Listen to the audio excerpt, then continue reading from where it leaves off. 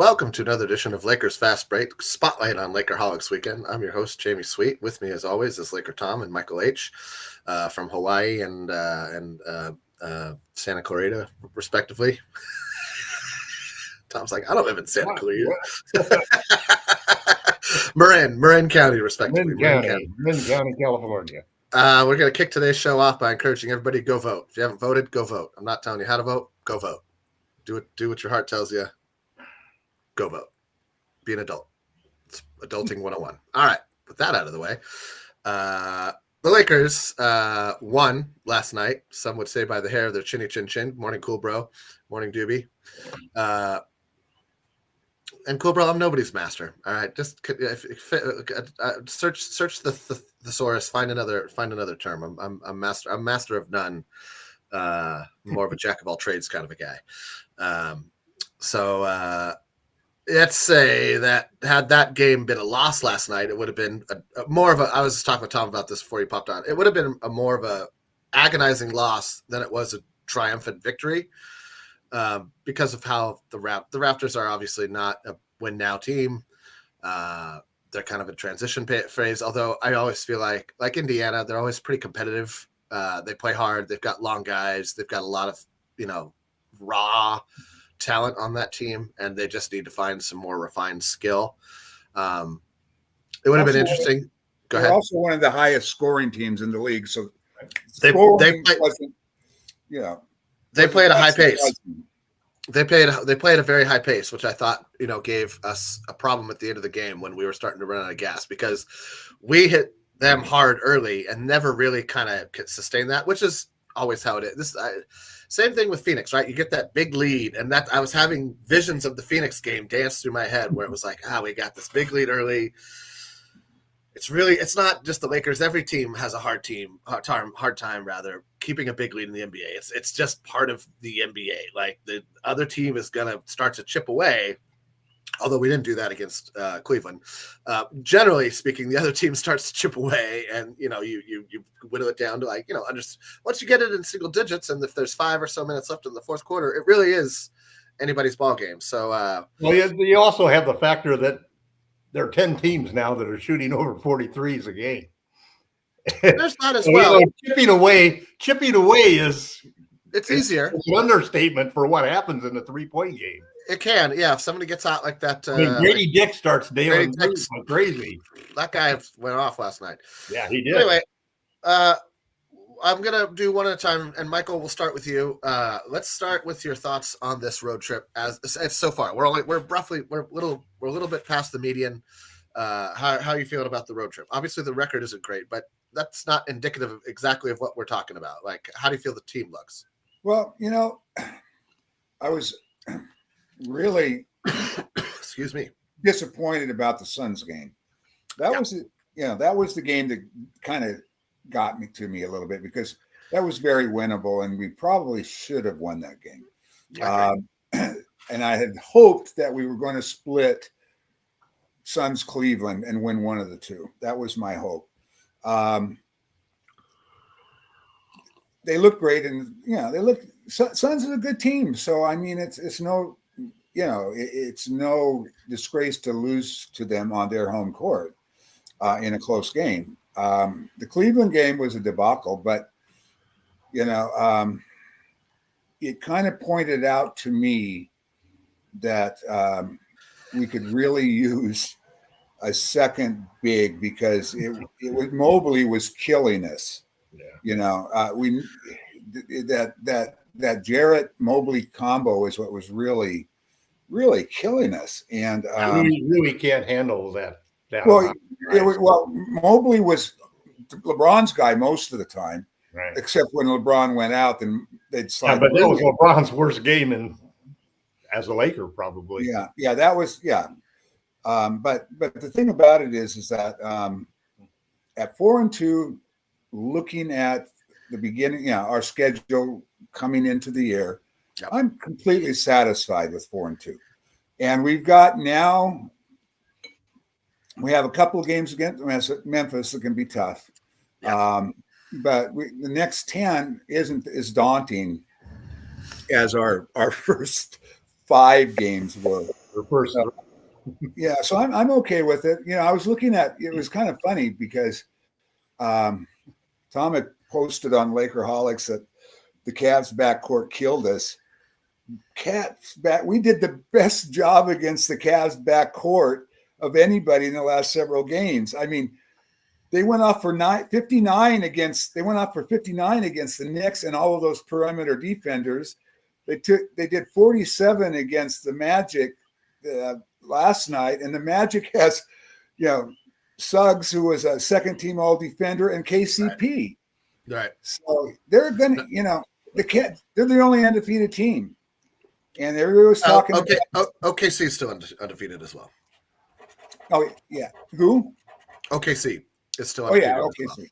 That's right. But everybody's talking about Boston and the Knicks coming into the season. Don't sleep on the Cavs, man. Don't sleep on the Cavs.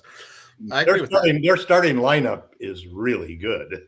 And they have a starter out. Man for man against the lineup against us. Yeah. But, they have a starter out, and I would argue that they go 7 deep on that team. I would argue that they go at least 7 deep pretty hard and pretty solidly. Tom, your thoughts on the road trip? Well, I feel pretty much the same as Michael did, that I'm happy with 4-2, especially when I look at the next 10 games. We could easily go 9-1 or 8-2 in the next 10 games. They're 7-3, and then we're going to have an excellent record at that point in time. So I'm satisfied with where we are, and I like the fact that we performed well at the start. I think that I like the adjustment that JJ made, where he's going to now start playing D'Lo with AR, D'Lo with AD. LeBron. AD. Yeah. LeBron and Reeves as a duo. And I think that's a great foundation for the rotation. Yeah. Because this was one of the big problems that Ham had, that he didn't, number one, have any rules about. You got to always have a big man on there, and you got to always have a point guard and these types of things. And I like that JJ is looking at these combinations, because I think that's a really important differentiator between the starting lineup and between the rotations that go in after the starting lineup. It takes a rest. The schedule looks good. We're not shooting threes. We're not hitting threes. We're really getting carried by Anthony Davis's terrific performances, and free throws. Yeah, and free throws. But that's our game. And when you talk about AD being even more attacking, it just adds to it. I was really happy to see that LeBron was sick and against the Cavs game. Yeah, because, I think. Otherwise, if he hadn't been sick, that was a scary game, because that looked like Father Time was getting some punches in on our boy, and I didn't like that at all. But LeBron looked good. LeBron looked good last night. So, we're going to see more of this because he's getting older, man. But AD is picking up the pace, and and AD is leading the league in points, rebounds. He's in the top 5 in blocks and steals. You couldn't ask for more. I just hope he can stay healthy, man. Yeah, right now he's MVP. Every game there's 2 or 3 plays that almost stepping on top of that basketball when he's running down the court. Jesus. Right now he's number 1 in MVP straw polls. Yes, I think so too, and I think that's fair. I think if they have a top 5 record, he should be up there in that conversation all season long. I think it's going to take a top 5 record, though. I don't think you can be a play-in team and have the MVP on. Maybe 6. Yeah, no, maybe top 6. Maybe you definitely have to make the playoffs, and I feel like I think Michael's right. Top 6. We just can't be a play-in team again. You're not gonna get. He won't win a major award on a play-in team. It's just he won't win Defensive Player of the Year. He won't win MVP. He'll be another All NBA guy, and that's fantastic and wonderful and all that jazz. But that he came into the season. To me, that's been the hunger that AD is showing, and he kind of illustrated. You kind of felt it coming all summer long, with every interview he gave during the Olympics, with every preset where he was like, "I'm not going to win any awards. I'm never going to be. They don't care about me. I'm an afterthought. Nobody's going to." And so he was like, "You want to see what an afterthought really looks like?" And so he's playing like that, and I couldn't be happier, to be honest. But I couldn't be happier either. What's really funny about it is that I think people don't really understand how difficult it is to take to take the torch from LeBron James. I mean, it's not like he's handing it. It's not like he's holding it out there and saying, take it. It's not supposed to be like that, though. Like Yeah. everybody wanted the same thing from Pau Gasol, right? Well, Everybody was like, we all expected that LeBron would go out like everybody else did, Well, that's true. That's the goddamn guy hasn't done it, man. I mean, no, he hasn't. Well, And JJ's the first guy to try. JJ's the first guy to try. Yeah, he really has made a concerted effort of making it a focal point of the game plan, not just. And LeBron seems to have bought into it, and AD seems to have bought into it. It doesn't. But those are the two that don't need to buy into it. Frankly, it's the rest of the team. The rest of the team looks to LeBron to bail them out, and it used to be the same with Kobe. It used to be the same with Kareem. It used to be the same with Magic, and that's why they're paid an ungodly sum of money, right? They're the superstar. They're supposed to be the guy that does everything. But when you have two of those guys and one's older and one's transitioning into that role and isn't like an organically built, like AD isn't organically built, I think, in his mentality to be like, no, I think he came to the Lakers being like, LeBron, I'm going to do everything in my power to extend your greatness we're going to win together. We're doing this together. Right. And it was as much of a duo as it is a great player, and that's showed up on the court. But this is the season, I think, where AD, if he doesn't play on offense like he plays on defense, we saw it last season. It's a problem. It's a problem when he disappears on offense for a quarter or a half or a game. Like has he done that so far though in the first 5 games? That's a big problem. Right, but I mean, it's a long season. Yeah, as we said, we want him to stay healthy. But that's what has to be the focus. And I think that, and if you look at shot charts, you'll see the games where we struggle. They go away from him. Like he'll have like 10 shots in one quarter, and then it'll be like 4, 5, 3, 4, 5. And you're like, no. That has to be over 5 no matter what, and closer to 10 every single quarter. He has to put that amount of pressure on the interior defense every single quarter in order for everything else to work. Otherwise, you start to see games like Phoenix. You start to see games like Cleveland. And Cleveland just manhandled us. We were never close. It was never a competitive game. After the first 7 minutes, that game was effectively over. We never mounted a serious comeback. It's great seeing Bronny get 2 points on a step back. The size injuries have really killed us, because I thought, I look back at that second Suns game, and the one thing about the switch everything 1 to 4 is that it makes it easier for them to isolate on D'Lo, and man, they were picking on D'Lo. It also makes it easier for them to get in the seams. We're going to talk about the switch everything in a minute, but there's a question for you here, Tom, and I think I'd like to hear your thoughts on this as well, Michael. And let's try to keep it short and simple. We don't need to get all into why we would do the trade or whatever. We all agree with the player is a great player. Laker Tom, do you think we will trade for Dennis Schroeder again? And it's funny that this question was asked of you because you just posted this on Lakerholics.com. Yeah, feel free to pop by Lakerholics.com, where we continue our banter in digital writing. Yes or no, both of you, real quick. At this point in time, I would. Here's my problem with D'Angelo Russell. And I'm in those constant battles because I'm a D'Lo fan. I just absolutely love how I said real quick, and then you start right into a long-winded. No, I'll try to keep it fairly short. So while I'm a D'Lo fan, I think it's inevitable that he's going to get traded. And the problem with trading D'Lo is getting back true value, because you need to get a replacement for him as well as being able to, make it a trade that gives some value. And everybody's acting like D'Lo has zero value, which is probably more a marketing stance. But I like the idea of the problem with trading for Schroeder is that he's really playing extremely well now. And there's a good argument that he will continue to play that way because it's exactly what he did during the Olympics. He was really tremendous, and he's played the same way. So if they were willing to make a trade, I would do it. I wouldn't. You can't give up a first-round draft pick for him, so it has to be a straight-up trade involving a couple of other players, and that's a deal that there's not many options that we have for trading D'Angelo Russell and ending up with a point guard who can do the job, who could fit on the team. And I once said that I would never ever support Dennis Schroeder coming back to the Lakers after he stopped in the middle of a game and just quit, but. Yeah. I'm over that at this point. I would do the deal if we could. And I think he's learned a lot of lessons since then. Michael, thoughts on that? Well, for me, maybe now he never was a comfortable fit with the Lakers and LeBron. Yeah, because I agree. he is a true point guard, and LeBron has had difficulties playing with true point guards. So now with JJ, and I know it's hard to believe, Laker fans, but we actually run plays now. We might be able to, he might do better with the Lakers now that he did in the past.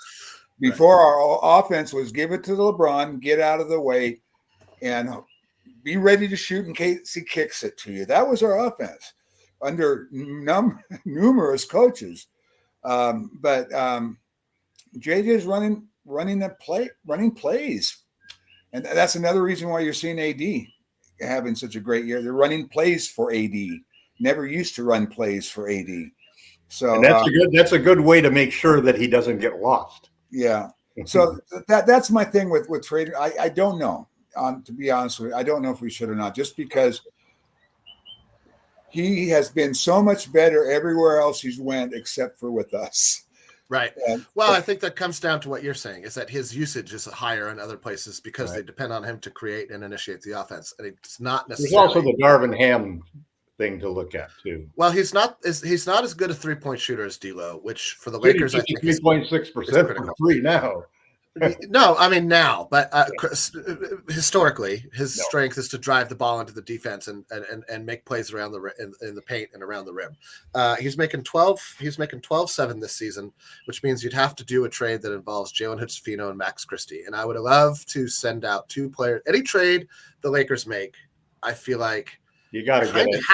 You have to send out one more player or 2, ideally, than you are bringing back, because then you create so much more flexibility in terms of just how the roster can even function than we have right now. And right now we are like up against the cap, up against the maximum roster slot. So there's such a minute amount of wiggle room that it makes a trade more unlikely in most cases. I think that if you look, I mean, the problem you have to say, like, well, what's the impetus for Toronto to do that? They're getting a young player, Max Christie. They're short on guards still. They still have too many rangy winged players, and that's just where they're at. And so I could imagine a world where they're like 2 for 1. We get D'Lo, who's an Jalen Hood-Schifino, who's now an expiring contract, based on our declining of our option on him, which is what we'll transition to smoothly next after this, and Max Christie, who is on a reasonable deal, cheaper, arguably about the same player as Dennis Schroeder potentially. Not now, except he has the worst plus minus in the entire league. Yeah, but he's Max Christie. I know. We'll get into Max and all that in a minute. So he actually played well last night. He played pretty well last night. I thought it was one of his better games last night. But he's definitely struggling in his new semi-consistent role. But as I said, we're now transitioning smoothly into the Lakers decline the option on Jalen Hood-Schifino. I was negative surprised. It's because, and it's the smart move for Rob to do, because you don't need another year to see that he just doesn't fit on the Lakers, right? You don't need another year to see that his body either can't handle the NBA because he's constantly getting hurt. And we need the roster spot. We need the roster spot, and expiring money is going to be valuable, right? Because of how this last summer worked, any amount of wiggle room a team that's up against the cap that they can create before going into the summer is important. Any amount that you can decrease your tax bill before the season ends is important for teams that aren't going to compete. And by the time February 6th rolls around, some teams are going to be having to make that decision. I don't expect the Lakers to be very active up until the trade deadline, which I do believe is February 6th this year. And that's just my opinion. I know that some people are going to be hoping for a December 15th trade or a January trade. I just think that because of how the season works now, with the play-in spots, with the lottery being what it is, there's less and less of a impetus to do an earlier midseason trade. You either do what we saw right before, where with the Randall for Towns, where you still at least get to roll into the season with the team that you're hoping to compete with for the majority of the year, or you take it right up into the deadline and say, well, we have to decide by now whether we're going to cut bait or run or kind of stick with it and see what happens. And there's a few teams out there that I wouldn't be surprised to see them cut bait and run a little bit, just based on the early season returns. Indiana's starting off a little bit disappointing. Memphis is starting off really great. I could have seen Memphis and Indiana kind of going either way, and I expected them to actually switch places. I expected Indiana to start better and Memphis to struggle a little bit, but they haven't had any problem integrating Ja Morant at all, and he's playing great. Obviously, was anybody surprised that the Lakers declined the team option on Jalen Hood-Schifino? No, I wasn't. Yeah. So, and nobody really sees him fitting on the team, right? Not as currently constructed. He was a Darvin Ham hire, man. That's the difference. We'll never know. Based upon the coach. He was a pick. He wasn't a hire. No, yes. He was. This is the thing that people, he hasn't done well. Some guys don't do well when they're drafted in the NBA. So they call it a draft. He was a high. He was being projected as a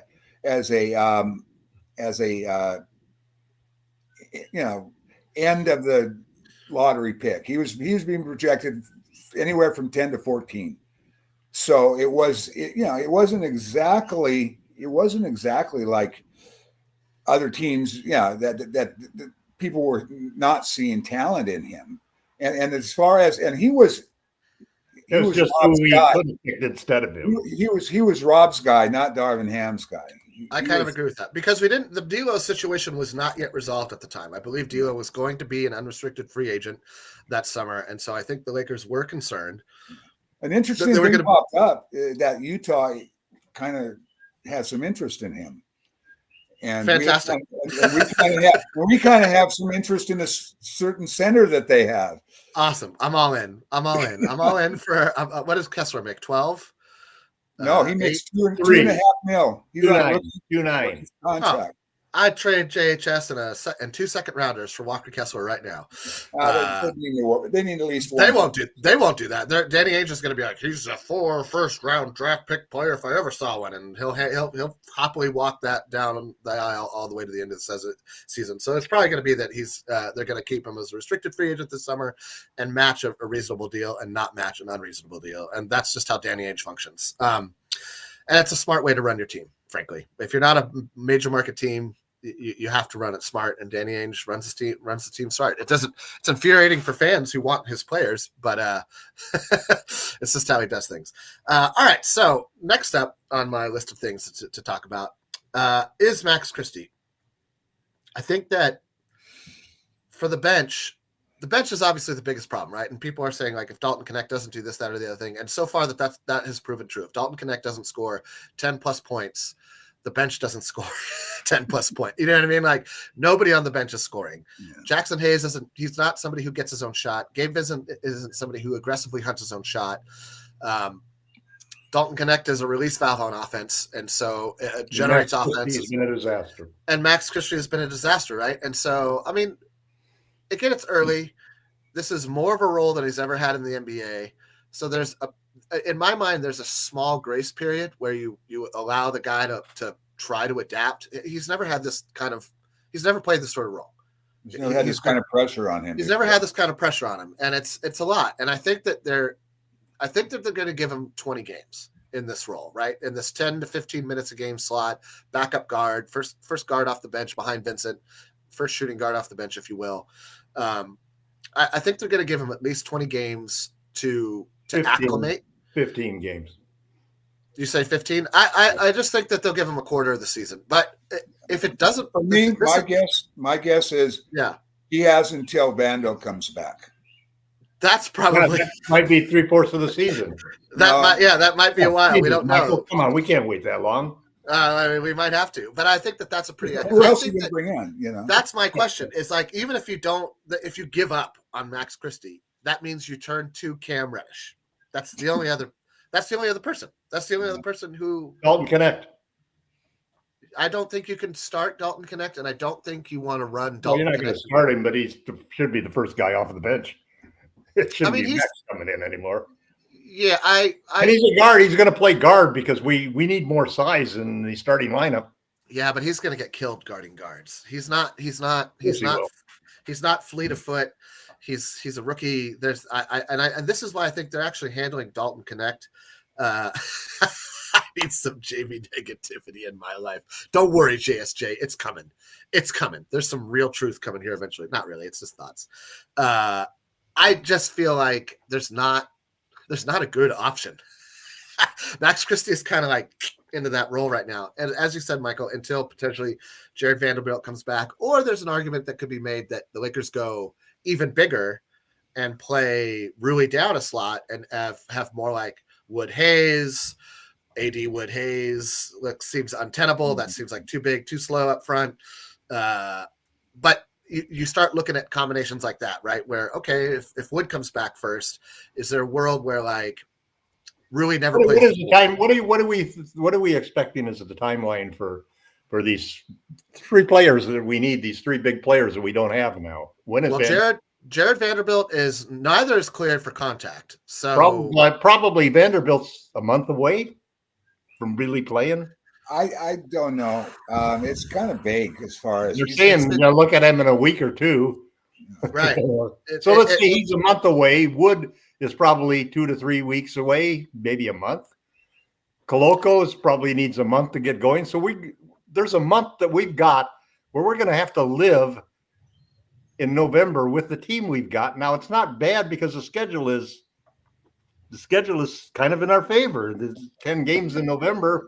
Yeah, a little bit. I mean, they're winnable. They're all winnable games, but they're not like the first 5 games. Okay, we don't really play any tough teams in there. The Grizzlies are probably the toughest teams, and maybe the Sixers if they ever get their stars to play. Yeah.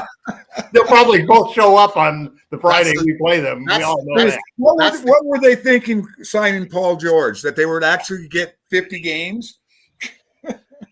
Jeez. They might get 50. But anyway, there's a reason to make a trade right now. There's several reasons. One is we need size.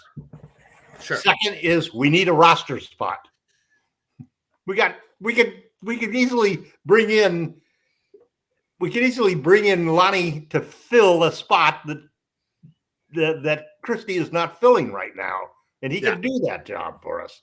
But we don't have a roster spot, so we need to make a trade for a roster spot. We need to get some size. And nobody's doing trades right now. That's the problem. Nobody's doing trades. I don't see any trades happening. They're just. It's too early in the season.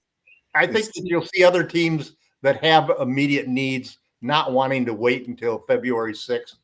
Now, you don't think we're going to trade D'Lo until you get up to the deadline because his value right now, apparently, around the league is going to be the expiring contract.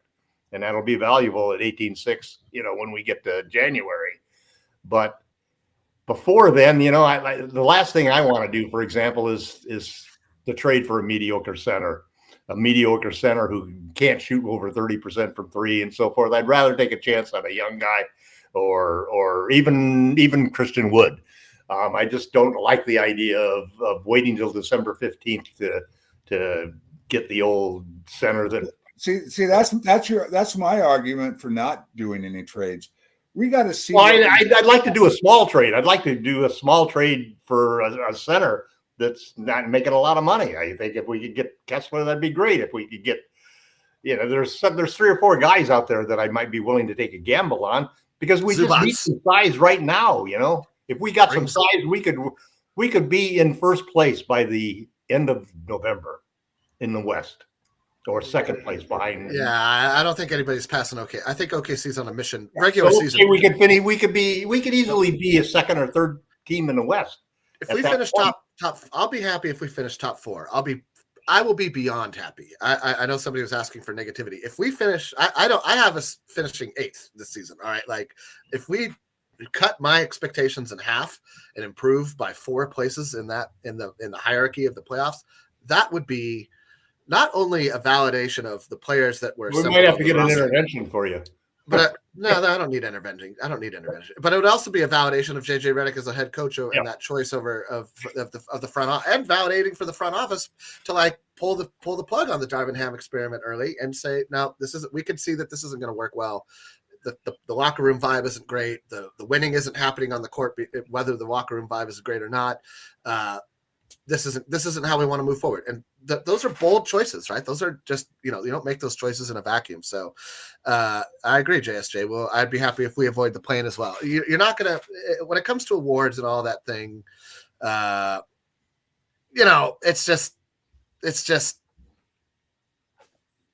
it's important to the players. It's never important to me. I like it when one of our guys wins an award. Like when Lamar Odom won Sixth Man of the Year, I was very happy to see Lamar Odom's, just to feel, it's a justification and a validation, a validation of, your time and effort. But in terms of like how I feel about the Lakers, it doesn't really matter, right? Like I just want us to win. It's all everyone. That's all. One thing. Yeah, the championship is all that really counts. It's all that matters to me, right? Yep. If you put it's a great team. It's a great team if you put another banner up on the wall, and whatever happened over the course of the regular season, that's fantastic. Well, those other things are what you are happy for if you don't win the championship. All right. So one thing on this point before we move on, please. I think that JJ's new rotation will help our second unit. Yeah, I agree. Because we need to score. We need some scorers playing with those guys. So and just essentially saying that every second unit that's on the floor is either going to have LeBron and AR or D'Lo and AD. Right. And I think it makes sense to try to generate like a cohesiveness. If you're going to break it up into two squads, right? You don't just want to like switch the squad up every night and be like, well, now let's try this. Well, now let's try that. Well, now let's try this. Well, now let's try it. That's Darvin Ham. I was going to say that was very much how the Lakers felt last season. He'd give it like maybe 2 or 3 games, and then be like, doesn't work. And it was like, well, let's. And also you have Max on the floor. You have Max on the floor with AD. Yeah. No, and I thought that was. I thought that was one of the things that helped Max last night. And I think we all want everybody on the team to succeed. We're all not we're not giving up on anybody. It's just that we also see the writing. We've all given up on JHS. What do you mean? Come on. All right. You're right. We've all given up on Reddish, Lewis, and JHS. I haven't given up on Cam. I haven't given up on Cam. He's going to contribute this season. No, he's gone. I'm not talking about next season, next summer. I'm talking about right now. He's on the roster right now. He's gone. Whatever. He will be gone before the end of the year. You want to bet $2? Sure. Want to bet $2,000? No, 2. I top it out. Come on. Max should never drive. Actually, I disagree with this. Max took it hard to the hole, got fouled at the top. Max takes it to the heart of the hole and gets blocked almost every game. He doesn't have great hops. He needs, you figure out in life what you can do and what you can't do. And then you stop doing the shit that you can't do. You know his problem? Or else life is not going to be very good to you. His problem is he has to dunk with 2 hands each time. Yeah, he can't go up with 1 hand. If he could dunk with 1 hand, he wouldn't have gotten blocked nearly as many times. But he's a good enough jumper that he needs to understand he's got to hang and crash into the defender. And then he last night. He was better at that last night, and he's also doesn't have the quickest release on his jump shot. So like it's all of these like are it's like obstacles he's got to overcome. He either has to get that jump shot off quicker or just be more decisive.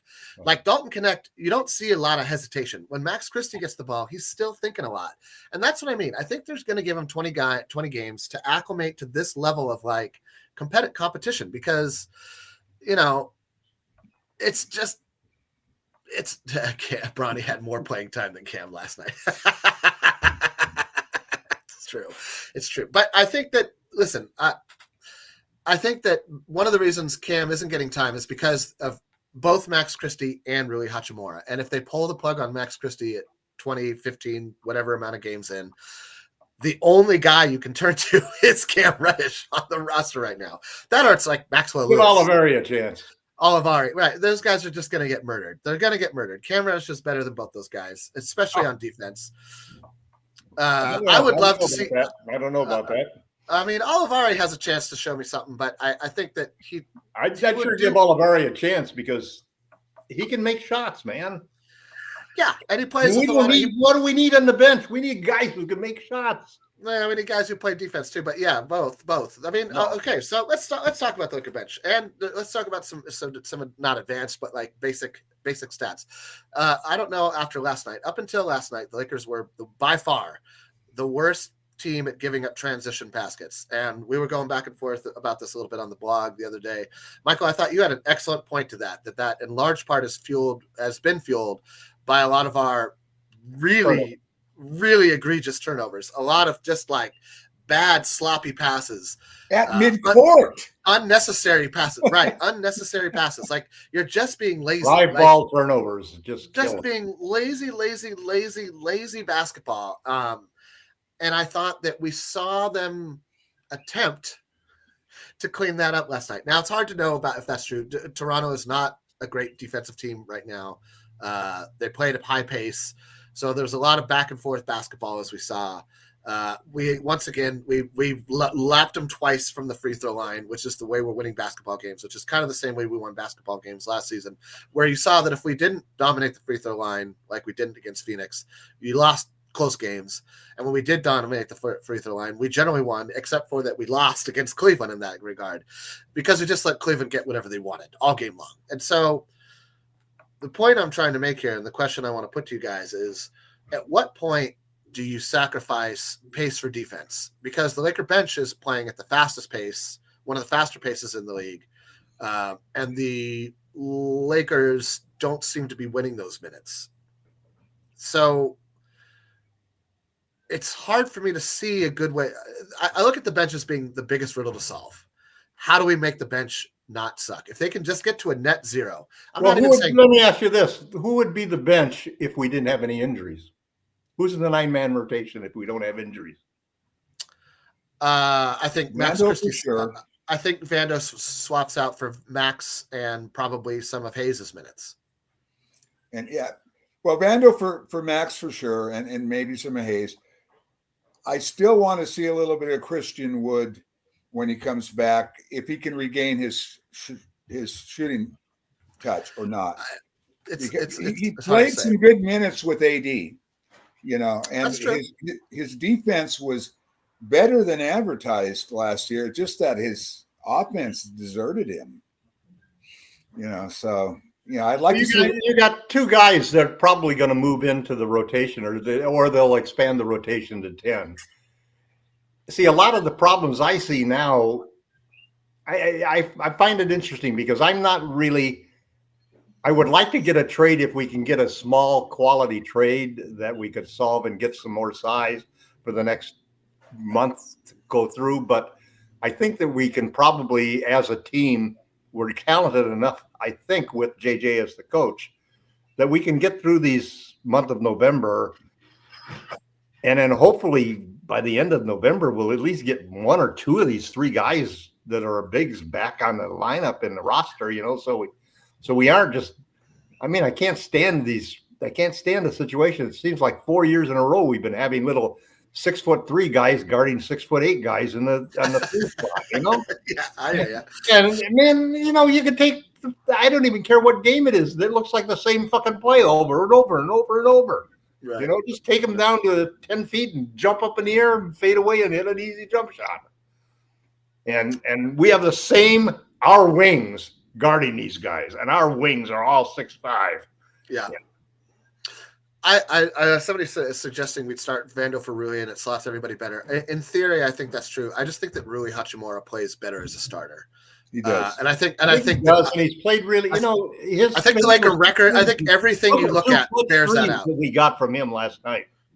Those were two really clutch threes from him and two clutch threes from D'Lo. And I loved how he took those threes after he had gone 1 for 10. He was 1 for 10 when those two threes went. It was his worst night up to that point.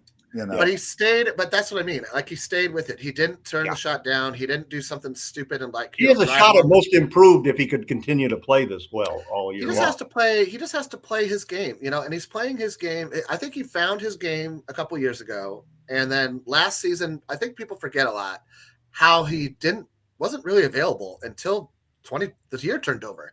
He had that calf injury out of camp. And then he got that nasal, and then he had that nasal fracture, and he didn't. Even when he came back, he did not play well when he had the mask. He didn't like that mask. He didn't like that mask. I can understand that, man. I tell you. Yeah, but I'm just saying, like he didn't come around. It's hard to play in a mask.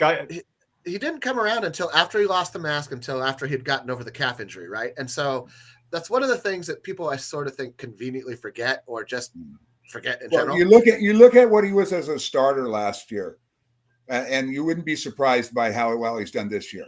As a starter last year, he averaged 16.7 points a game, 5.5 boards, shot 43% from three, and 57% from the field. Yeah, he found his spots, and that's what I like about Rui, is that he knows where his offense comes from. He understands and completely accepts and embraces his role, and he doesn't seem like he's chafing for more, right? He doesn't ever seem like he's like pushing to be a bigger part of the pie.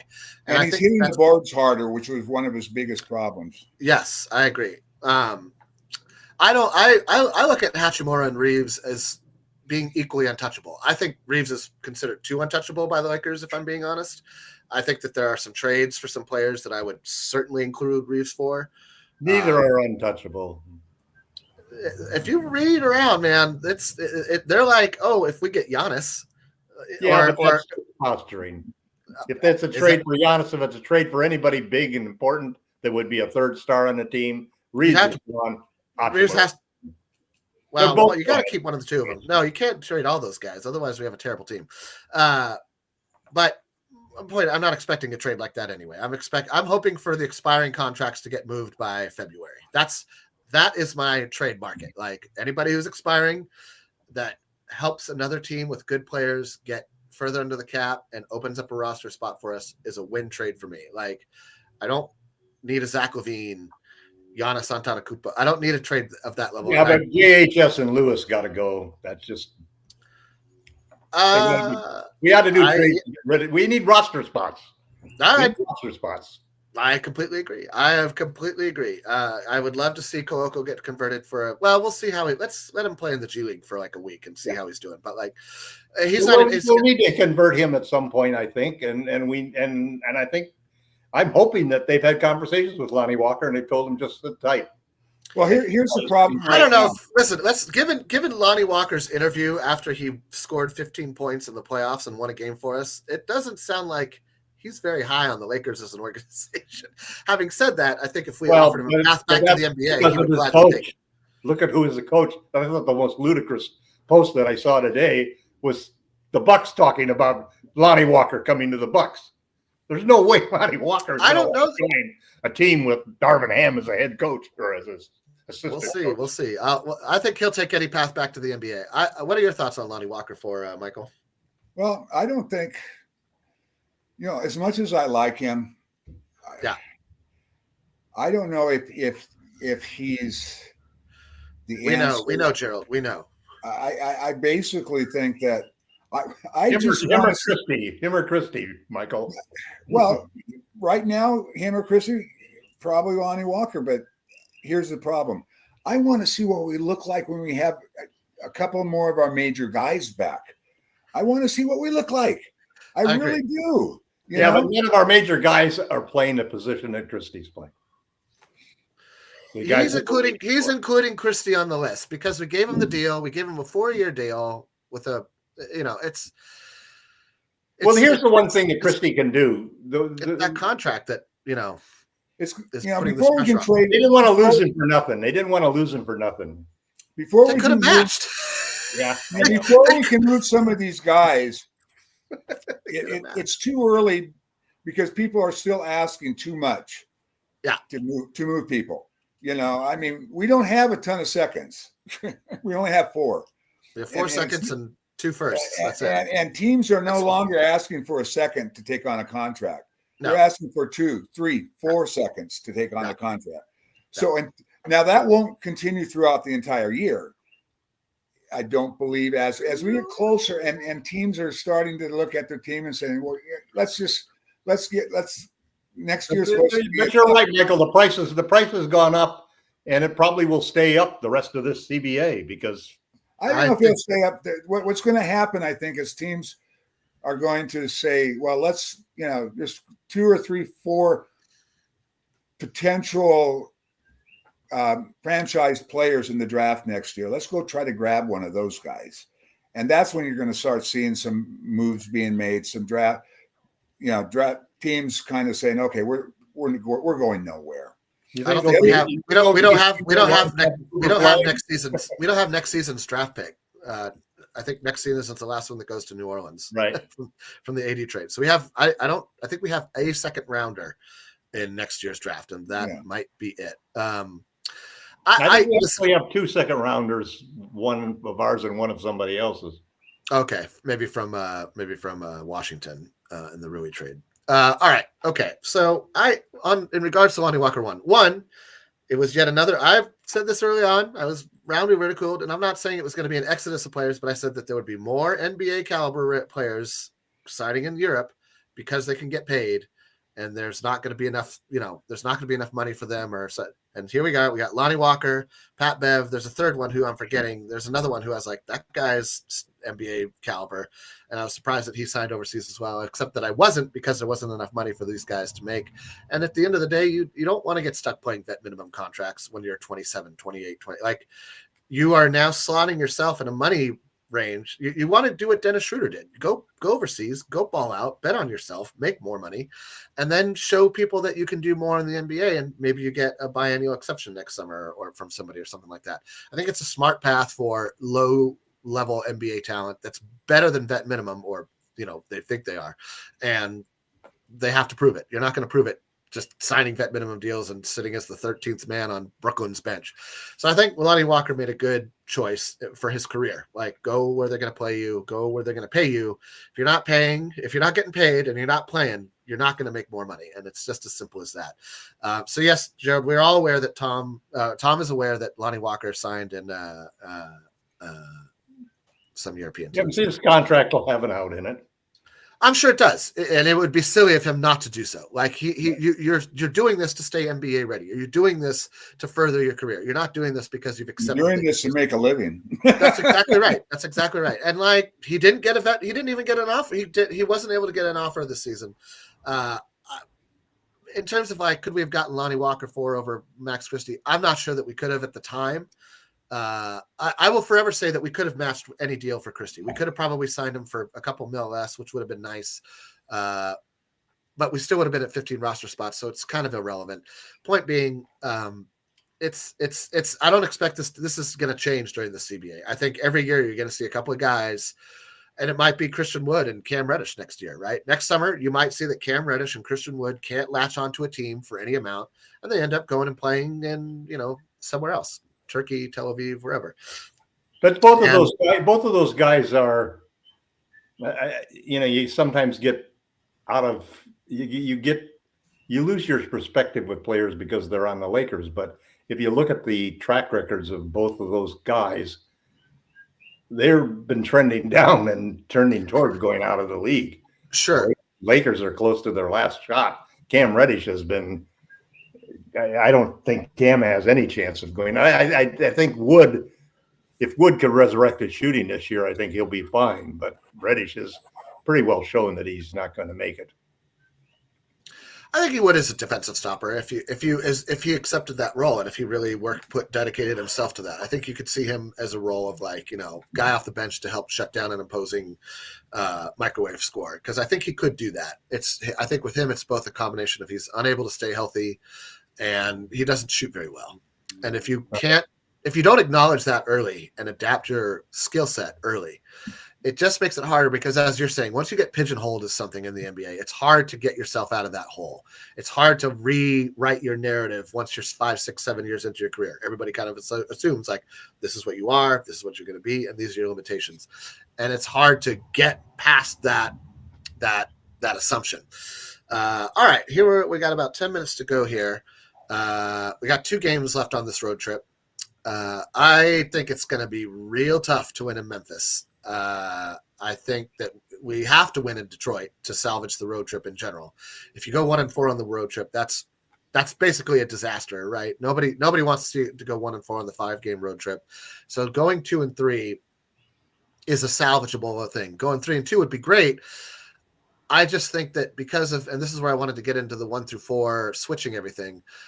What I've started to observe is the way the Lakers are executing it at this time. It's either creating one of 2 conundrums, and I don't see a good way out of it. If you're switching everything, quick guards like Garland and Morant and Booker are getting into the seams and they're getting to the basket and they're creating offense or scoring, and that's a problem. Or once we lay off the screens a little more and allow them to kind of go behind the screens, if they're good enough shooters like Phoenix was, they're shooting over the screen, or they're shooting over the defender rather, and they're getting hot from three. It requires the team to play at a level of physicality that I'm not sure some of the guys have in them for 82 games. Like, if you're going to switch everything, you have to be hitting hard on the screener, and you have to not lay off the contact and go like really far around off the back, because then you're opening up 3-point shots, or you're creating a seam for a guy to drive past between the two defenders, split the defense. I don't know that there's a better generalistic defensive scheme for us to play right now. I've seen us go to like a weird 2-3 man zone at times. It was a little bit more in the preseason than I've seen in the regular season. And I think we don't play a lot of man to man that I've seen, unless it's in like transition. But our as we chase the three guys down the court, right. As we chase this, right, exactly. And our transition defense has been god awful so far. So I'm curious to hear. And I know, Tom, you're a big proponent of switch everything. So I'm going to start with you. Bear in mind that we only have 7-ish minutes left, 10 minutes left. So let's attempt brevity. Myself as well, all of us. But how are you feeling about the 1-4 scheme right now? And do you think it's one of the reasons that we're seeing an uptick in or a lack of transition defense because we're trying to settle into this scheme in transition, or what? Well, I don't think it has anything to do with the transition defense. Transition defense is going to be dependent upon two things: turnovers and offensive rebounding. You either, it doesn't really have anything to do with whether we switch or don't switch. The purpose behind switching everything 1-4 is pretty simple, that it's easier to keep the man in front of you, which reduces penetration. It's not always works, as obviously a good quick guard can go by somebody anytime. Right. But it saves you a lot of energy in fighting over screens, and it works. It's more compatible with the drop coverage, because if you're going to fight over screens, you're constantly letting ball handlers put their defender in jail and get those easy floaters and mid-range jumpers. So I think it makes total sense that we've got a switching technique now, or process, that is compatible with the drop coverage that we play. And then when AD is involved in it, we have different options, because he's the guy who's going to come off the screen. I think it comes down to how the players are playing it, because obviously what you need to do about what does a defender who's switching do? Does he come out and attack the player coming over? Does he sit back on him? And that all depends upon the kind of player that you're guarding. If it's a guy who can shoot, you're going to come up obviously on him and really tough. If he's a guy who can shoot and drive, then you've got a double edge, because if you come up on him tough, he can go by you.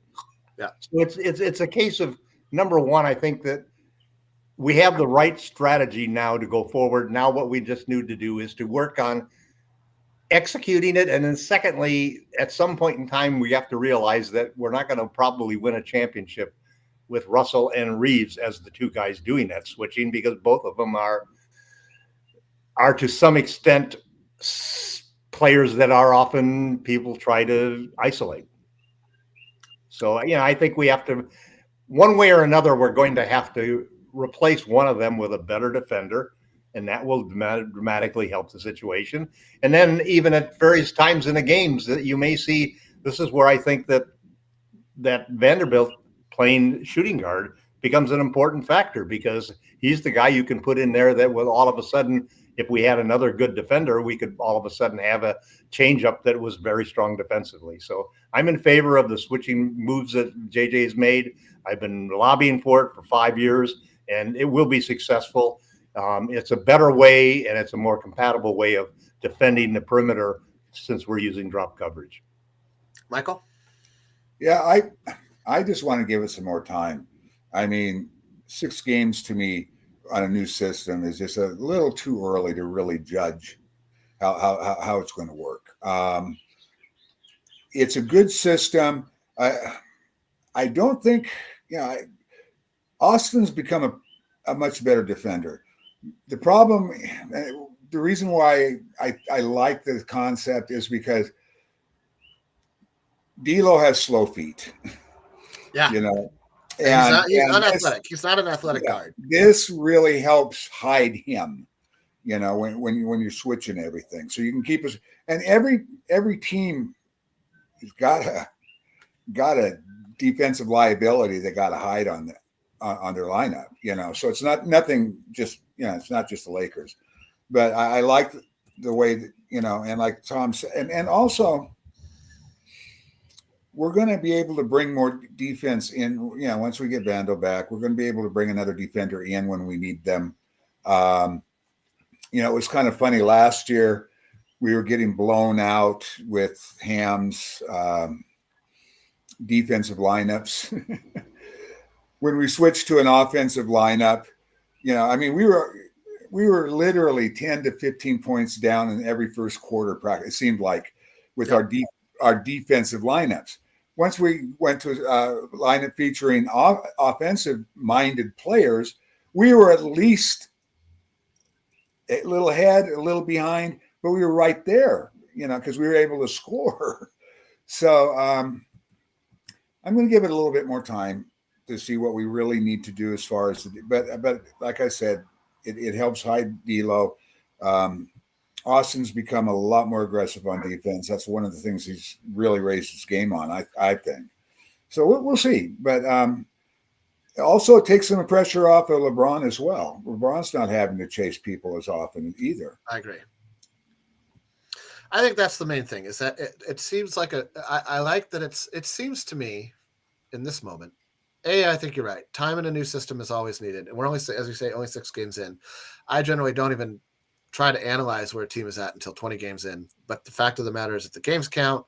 If you tumble down in the standings early, as we've seen the last couple of years, it gets harder and harder to make up a 10, 15 game gap that you put yourself in, October, November. It's hard to make up that ground in March, February, March.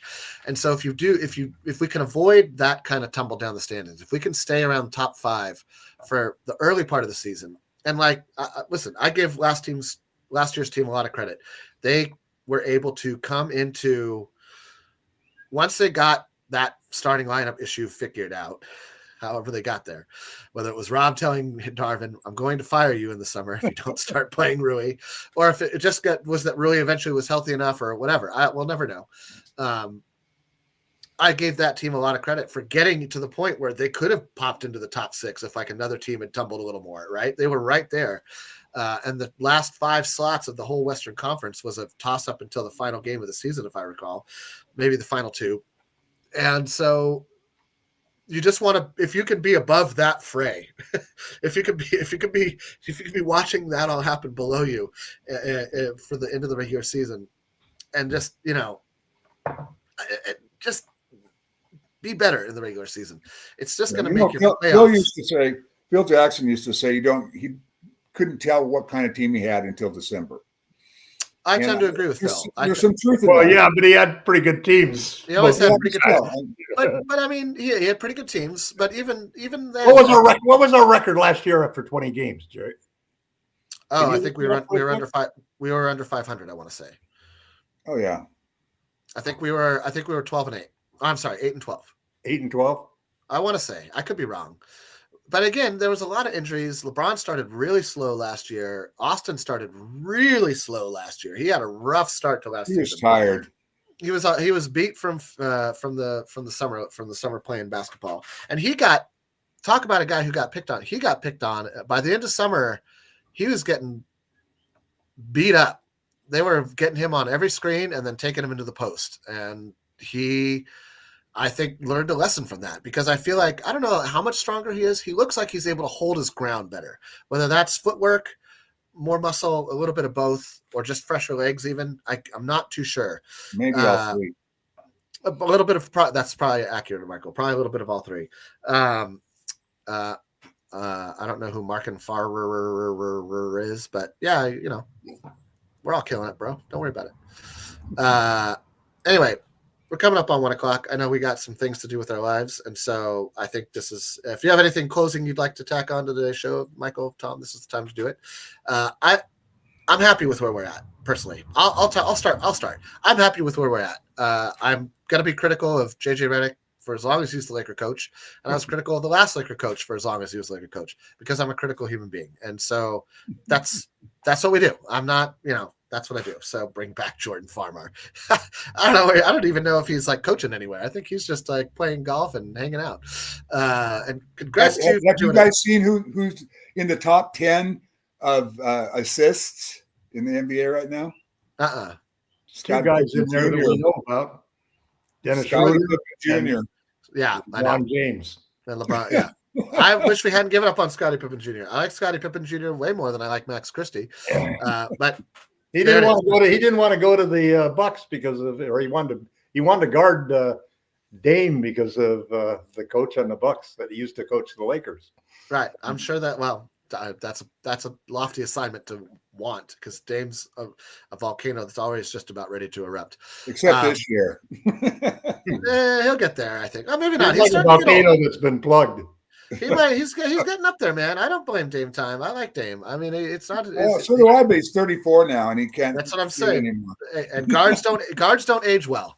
Guards don't age well in the NBA. Guards do not age well in the NBA. So, Vogel is a consultant. Yes, Gerald. Vogel is consulting Jason Kidd in Dallas, and I think probably enjoying that as much as anything else. So, anyway, Tom, anything about the?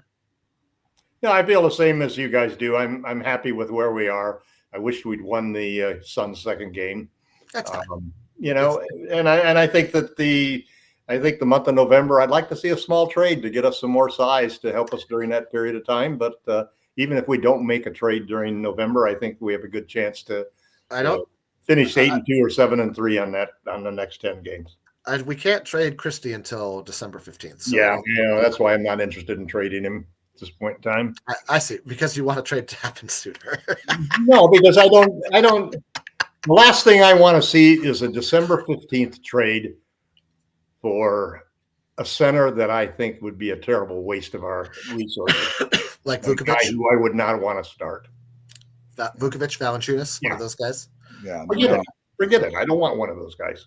Yeah, it's not the solution. Michael, I think you're looking at just more time and analysis. Yeah, I got to get moving, but I'm just thinking that again, I'm happy with where we're at, and I kind of agree with Tom. How about JJ? The next 10 games are, I think, set up for a decent record over the next 10. It's much easier than the first 5. Yeah. If we get to 15 games and we're like 10-5, I'll be happy with that. Yeah, me too. That would be a good result for this team. I think that's a very positive. That probably be good. I like the ratio of winning twice as many games as you lost. Another thing that hasn't been mentioned that I think will improve is we got guys who can shoot 3-point shots. They haven't been following. That's a good point. We haven't talked about we have guys who can make them. They just haven't been making them. At that, I think that will get better. I think so really too. Do. I think so. And Michael D'Lo kind of broke out last night, so fingers crossed. That's what I was going to say. I was going to say if D'Lo can just get on track of his career average, our 3-point shooting starts to look a lot better. Right now, last night was a pretty good game. We shot 33%. That's fine, right? You would like to be creeping up towards 40, but if you shoot around 35% as a team, I generally consider that to be a decent expectation. Like you're shooting okay, you're making 1 out of every 3 roughly. The single biggest thing that I think, but I like the shots we're taking. The single biggest thing I feel good about right now is JJ Redick. I think that everything that he has done so far has been spot on. Yeah, I would agree with that. I think he's made some great adjustments. I think that he's open to. I just think that it was, whether it's his intelligence, his preparation, his ability to analyze and break down, that he developed as a player, and then use those skills to become a successful podcaster. I think that he's got a lot of the tools that make up a successful head coach. My question was never, I think the same thing about a lot of guys. I thought the same thing about Luke Walton. I thought Luke Walton had a lot of tools that would make for a successful head. So there's a difference for me between the potential to do something and the actuality of it. And so I was never and to be honest, offense was never my question either. For me, it was always how's our defense going to look. And so if he can really start to reduce the turnovers in the offense, which will help reduce the transition deficiency that we're currently fighting against, I think that all will contribute to allowing us to get to that 10-5 plateau or mountain or whatever you want to call it. A lot of the enthusiasm and positivity that all three of us feel, I think, is really due to JJ Redick. Well, for me, I think it's also what he has done is he's taken he has taken the lineup. He said, okay, these are the guys. How can I make this group of guys better? Whereas Darvin Ham said, well, this is what I want to do. And his players didn't match what he wanted to do. You can't, a good coach, I mean, look at Phil. Phil, everybody talked about Phil and the king of the triangle offense. How often did the Lakers actually play the triangle offense? On occasion. On occasion, right. On occasion. On occasion. A lot more LeBron freelancing with that offense than we're seeing right now, actually. Well, and you know what? I think that JJ runs some like triangle 101 sets, and I put it in some of my posts. There's some times where he clears 2 guys out on the side and 3 guys are moving around on the other side of the court. Well, triangles are a big part of basketball, man, no matter how you cut it. That's right. All right. Anyway, Michael's got to go. We all got life to live. I'd like to thank Laker Tom and Michael, of course, Gerald, for 3 more wins this week. We're going to finish the weekend with 3 wins. I think Memphis is going to be hard. I'm predicting Memphis. I'm calling Memphis Memphis will be the blowout. Memphis is going to be a loss. I hate to say it. So we'll see. We'll see. Yeah. So whoever was asking me to be negative, there you go. We're going to get killed in Memphis, and it's not even going to be close, and it's going to be the worst loss in Laker history. God, I don't even want to ask you about the election. Don't even say a word. Okay, I have to go, guys. Aloha. All right. Goodbye, in the blog right now. We're gonna everybody vote. Thank you, everybody. Have a great day, and thanks for the best chat ever. And thank you, Gerald, Joe, and the entire extended list of Fast Break. By the way, have a great day. Okay. Good guy.